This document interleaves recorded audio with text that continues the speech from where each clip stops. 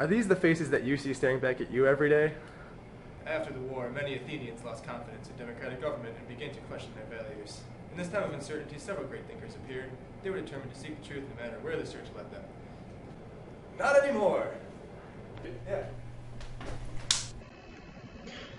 Hello, I'm Chris Brady. And I'm Jim Plaza. And today we're going to talk about flipping your classroom.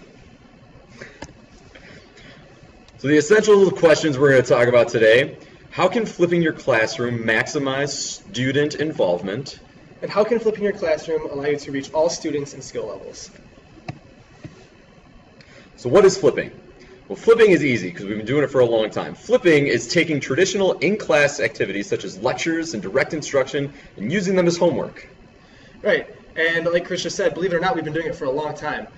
If any of you have ever assigned a reading for homework and asked the students to have read it with that prior knowledge coming in, you flipped your class before. Except now we have new technology, as you can see us here in the corner of the screen, which allows us to put direct instruction into the homes of our students, where they can access our direct instruction at home. So class time can now be utilized to build skills and provide support for all of our students. Exactly right. So there's some pros and cons of flipping. Some of the pros is that, like we just said, it maximizes class time for development of critical thinking skills. It encourages those higher level thinking, and students can learn at their own pace. Now they can do this through using the technology at home and also in class. And then the homework becomes more meaningful, and it makes studying easier because with these video captures, we have the ability to have them stored in their home, and they can keep it forever and ever. And then the opportunities for multidisciplinary lessons become unlimited. And while there are lots of pros to doing this, there are a few things that might be struggles for you the first time you try to flip your classroom.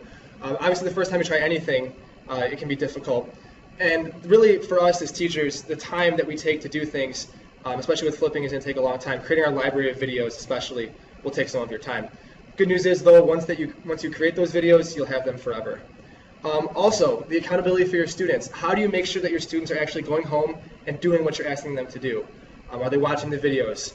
Okay, are they accessing what you want them to access at home? That's going to be a struggle at first, especially.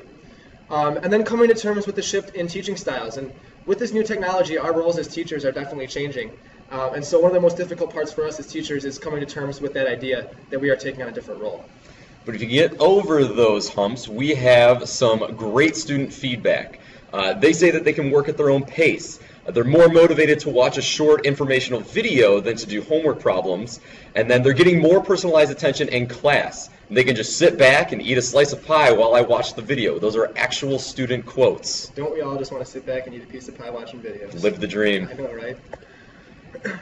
Okay, just a couple of basic suggestions and ideas for implementation for your first-time flippers. First, keep your new homework, quote-unquote, short and sweet. Whatever it is, whether it's the video like this, keep it short. Your students don't want to sit there and listen to you babble for half an hour. Also, start small. Remember that Rome wasn't built in a day, and we don't expect you to build your flipped library in a day either. Start by flipping one lesson at a time. Go from there. See how it works. See what works for your students and see what doesn't. History jokes. Best kind. All right, and also don't reinvent the wheel. There are tons of videos already out there if this is the direction you want to take your flipped classroom. Khan Academy is a very useful one, and honestly, if you want it, it's probably on YouTube. All you got to do is search the right material. And also, if you are going to create your own video library, have fun, right? Make your videos entertaining as well as informative. I know Mr. Plaza and I, we try to use voices. I try to use funny shirts here and there, props, music, voices to engage the students, and then also collaborate, right? Two heads are always better than one, so you can work with your team to create more powerful and meaningful lessons.